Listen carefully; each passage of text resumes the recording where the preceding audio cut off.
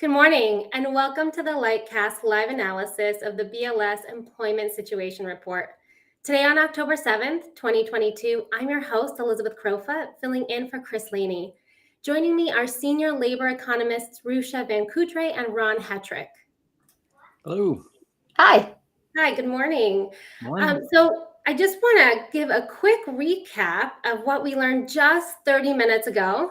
So before the U.S. added 263,000 jobs in September. That's down from 315 in August. The unemployment rate fell to 3.5%, and labor force participation ticked down. So let's go ahead and dive into, what this all means. Rucha, would love to get your initial reactions to all of this and maybe give us a little bit more insight on where we're seeing those job gains and losses as well. Sure. So I think, a couple things. This is an interesting report. The 263,000 number is kind of what people were expecting, a little bit higher. Given sort of what's been happening in the economy, I think most people agree that this is like a reasonable number, kind of what we were hoping for. But on the flip side, the labor force participation rate ticking down is really not what we're looking for at all. And then as we look at the industry specifically, we see that, there were definitely a couple gains, but given the number is small, they weren't really that big overall. Our main winners there were really leisure and hospitality, which gained about 83,000 jobs, and then education and health services. Professional business services gained a bit too. But I would say kind of a surprising one was that transportation and warehousing, which typically we've been seeing do really well over the course of the pandemic, actually lost about 8,000 jobs overall. And financial activities lost 8,000 jobs as well. So I think that was a bit of a surprise for some. Yeah, I mean, that's especially heading into the holidays, right? Transportation and warehousing is a big industry there. So definitely something we want to keep our eye on. Ron, I want to pose this same question to you. What are your first impressions in all of this? Yes, a couple of things for sure. Obviously, the drop in the unemployment rate back to our all-time record low, non-wartime, 3.5%. This is a number we hit right before we went into COVID. The number feels very different now because of the lack of return of our labor force. Our labor force number did drop down a little bit. Another very kind of concerning aspect to this. One of the things that's very interesting to me is, we're looking at this unemployment rate. We were watching unemployment claims kind of easing down over the past month. And when you actually look at who is unemployed, so when you break down the reasons why someone is unemployed, we've been looking for things, the Fed's been raising interest rates. They've been hoping to cause, a little bit of uncertainty. Maybe some layoffs would occur. Well, the people on layoffs went down. Where you're seeing the increase in people who say they're unemployed are these people who are saying they're re-entrants or new entrants in. And I think ultimately that's actually a good thing. We've been trying to get people back into the labor force. We are seeing that people are doing that. But unfortunately, we did have a pretty big jump in people who say they are not in the labor force. And that was not a number we wanted to see going back up again. We keep getting back to this 100,000 level. We'll work our way down. Then we end up kind of back up there again. So that's one that is particularly interesting to me right now. Yeah, I mean, actually dig into that a little bit more for me. So is this fall in the unemployment rate, is that good news or bad news? Depending on how you look at it, low unemployment used to feel so good. And I think it's still something to say that, let's not lose sight of the forest for the trees. Everybody who seems to be wanting a job is getting a job. A low unemployment rate is usually a sign of incredible health. But we've been sitting into a situation where our low unemployment rate has absolutely been a significant driver of our inflation.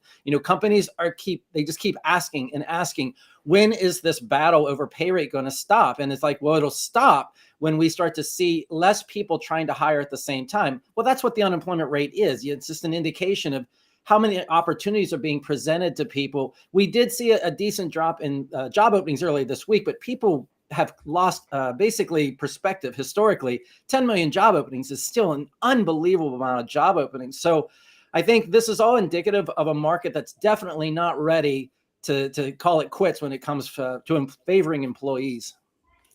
Yeah, definitely. Rucha, I wanted to move over to you again. And, we've definitely been clamoring throughout the pandemic recovery for continued increases in labor force participation. And clearly we didn't see that today. And that's something that can help us ease wage growth, right? If we get more workers into the talent pool here. But in September, that wage growth ticked down about 0.1% year over year from 5.2 to 5%. So this is a little bit conflicting. Can you, square that circle for us? What does this mean? Well, so interestingly, I think one thing we want to keep in mind about the labor force participation rate as well is that we actually saw it tick down significantly for women. That was mainly driving that, which, is important to keep in mind. So this is not something we're seeing in general as well, but really that there is a particular demographic driving it. In terms of the wage growth, we've been seeing, I think, quite fast wage growth in general. I'm not actually too concerned about this slight tick downwards, just because I think there has been a lot of inflationary pressures coming in. And I think really what remains to be seen is sort of what's going to continue happening with unemployment and labor force participation, because I think in the end that will really sort of drive where we end up, both with inflation and with wage growth. Can I comment? Can I just jump in here real quick on that? Something we were talking about earlier, something that Rucha brought up.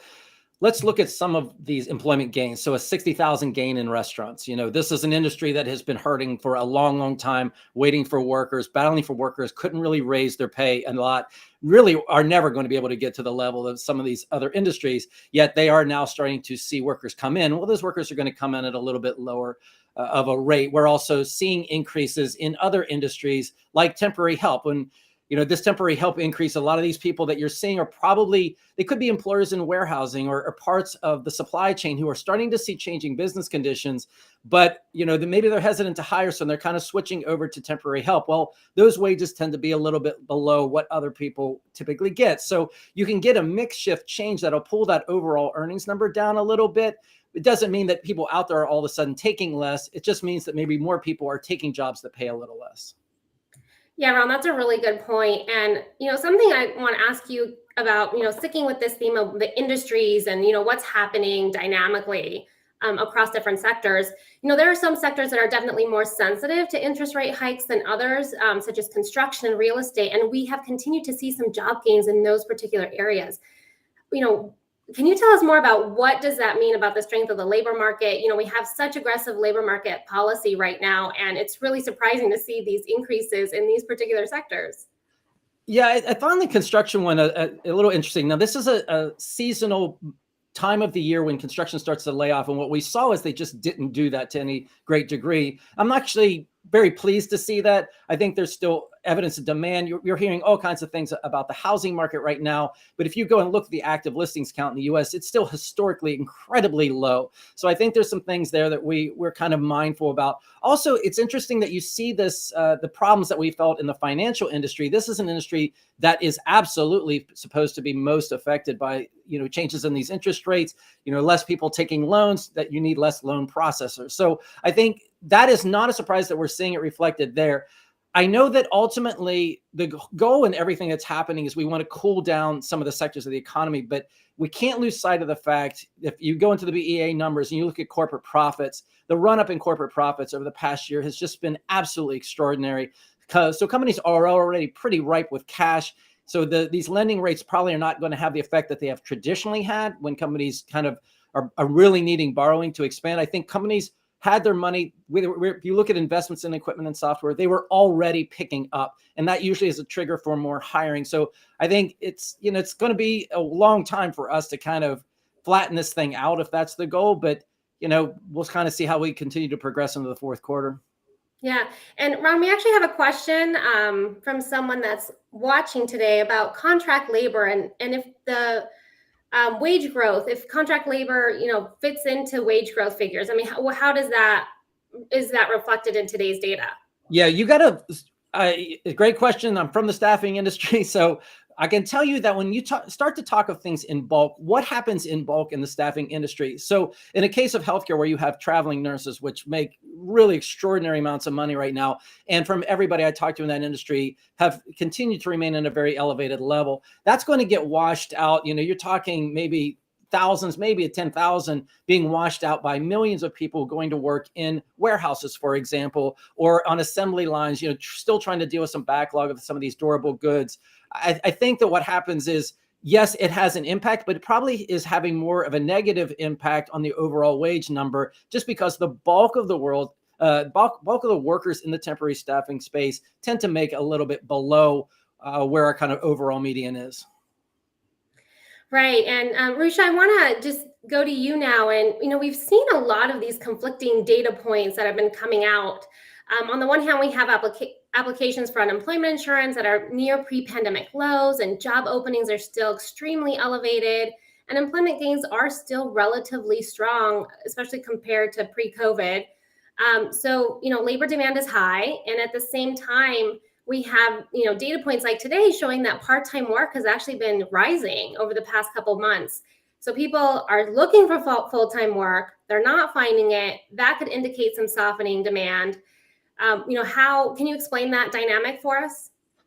Well, so interestingly, if you break down those part-time numbers and you take a look at sort of what the causes behind them, you'll see that the increase overall for the part-time work is really for non-economic reasons.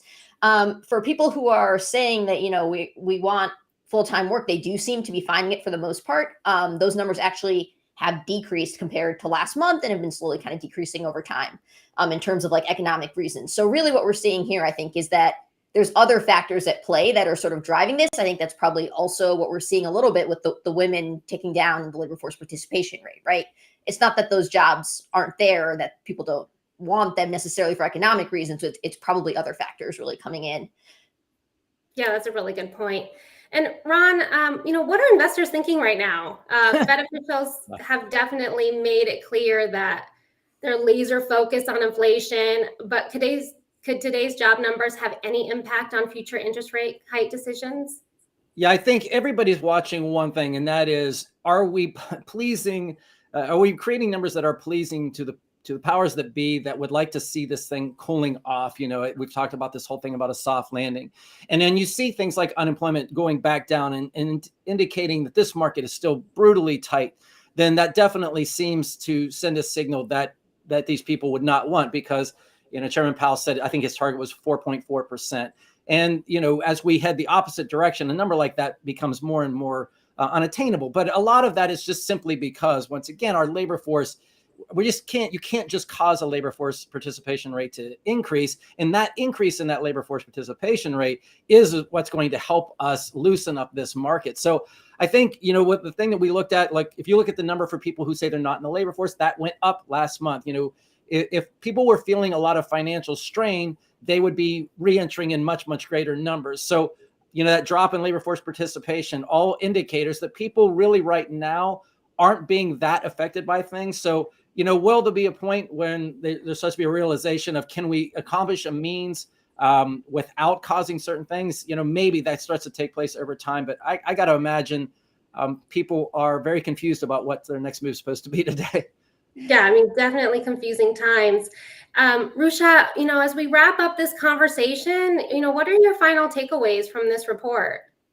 I think one thing I just wanted to comment on as well, following up on what Ron said, is right. I think there were sort of the powers that be were maybe hoping that unemployment was creeping up. But I think, it is important to keep in mind that, like, for most people, low unemployment is a very good thing, right? It means people who need jobs and want jobs have jobs, right? And so, yes, there are these sort of larger pressures at play, but at the same time, I think it is a sign of really how strong our economy is doing right now, that even in spite of all of these things that are trying to push things, like unemployment is staying low, jobs continue to be added, we still have high numbers of openings. And so in some ways, I think that is a good sign. Yeah, I love that optimism. Ron, same question to you. What are your final takeaways? Yeah, the more I've had a chance to digest this report, the more I look at it and go, this is a really good report.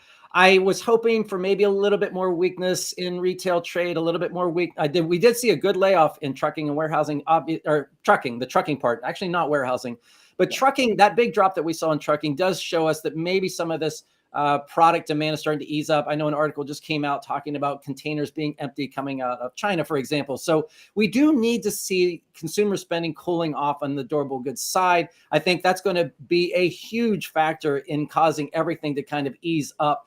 I would like to have seen a little bit more maybe downward movement in those numbers. But overall, people having jobs means people making money. People making money is people spending money.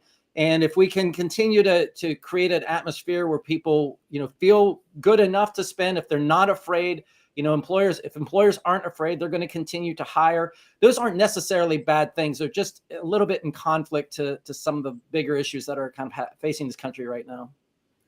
Well, Ron and Rucha, thank you so much for your insights this morning. And to all of our viewers, thank you for joining us for this very important conversation of some critical labor market data. I'm Elizabeth Crowfoot. Go to lightcast.io to learn more.